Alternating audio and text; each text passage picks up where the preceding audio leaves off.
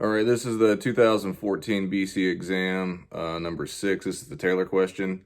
And in this question, you are told that there's a Taylor series for f about x equals 1 that's given by this. All right, and it converges to f of x for x minus 1 is less than r. R is the radius of convergence, and you're supposed to find the value of r.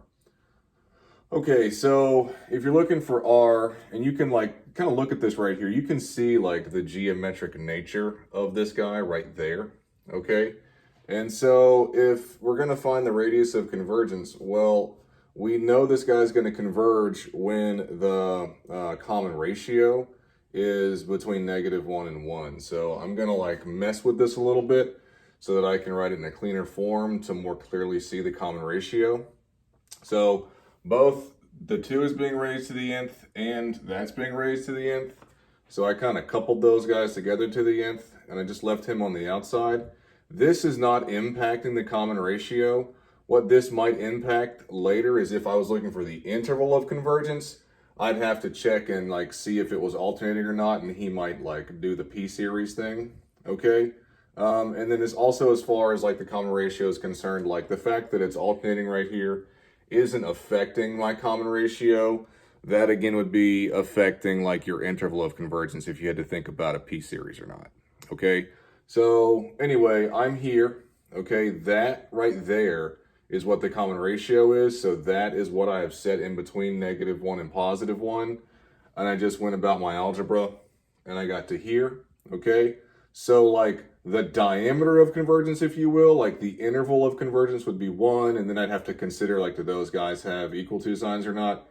Since it didn't ask about interval, just asked about radius, well, half of that distance is 1/2, and that's all you have to do. So the radius is 1/2.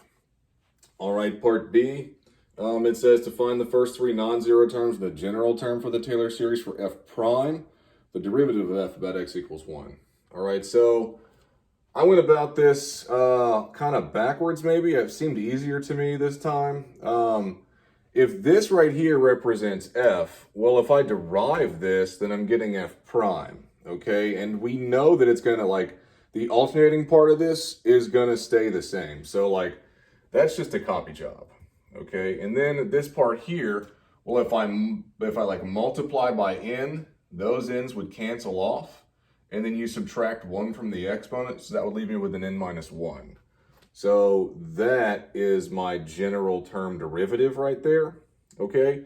And then I can just go about plugging in 1, 2, and 3, and I know I'm starting at 1 because he's starting at 1. So if I plug a 1 in, that's going to be positive times 2 to the first times whatever to the 0, and like whatever to the 0 is equal to 1, right? So that's ultimately 2. And then if I plug in a 2 where I see n, he'll be negative, he'll be 4, and he'll be a to the first. And then if I plug in a 3 where I see n, he'll be back to positive, 2 to the third is 8, and then that's obviously x minus 1 squared. And so there's my general term, and there's my first 3 terms. Part C, this part's hard. It says the Taylor series for f prime about x equals 1 found in part B is geometric.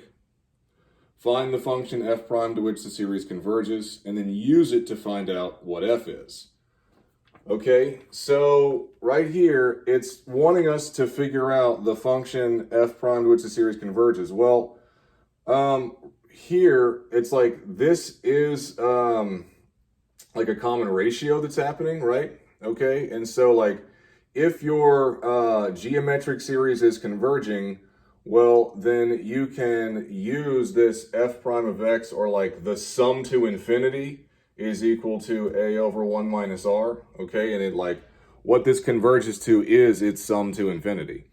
So the first value here is 2, and then that's my 1, that's my minus sign. And then my common ratio, well, like what did I have to multiply by each time to get to the next spot?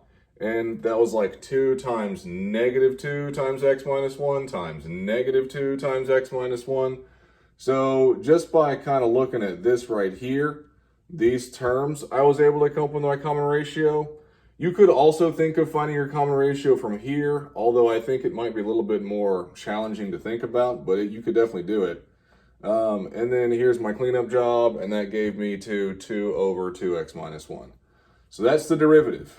Now, when I integrate f prime, I should get f, and that's what it's asking me to solve for in the second part of this. So just bring him upstairs. There's my integration. There's my cross off. It puts me to here. Now, one thing I want you to connect, when I integrate this f prime to f, I'm getting the representation f for what this is, right? Isn't this f of x? And this is now f of x too. Okay, so that's what I'm getting. I just want you to make that connection. All right, so fine. So I'm here. Now I know up here, again, because this is f, that f of 1 is equal to 0, right? Because it says that function's centered about x equals 1. So if I plug a 1 in, I get a 0 out. So here, I can say 0 equals, plug in a 1. Ultimately, I get c is equal to 0. So he's just gone now. So f of x is equal to the ln of 2x minus 1. And then again, this is the function, and we already figured out that the function had this x minus 1 is less than 1/2 bit. Okay?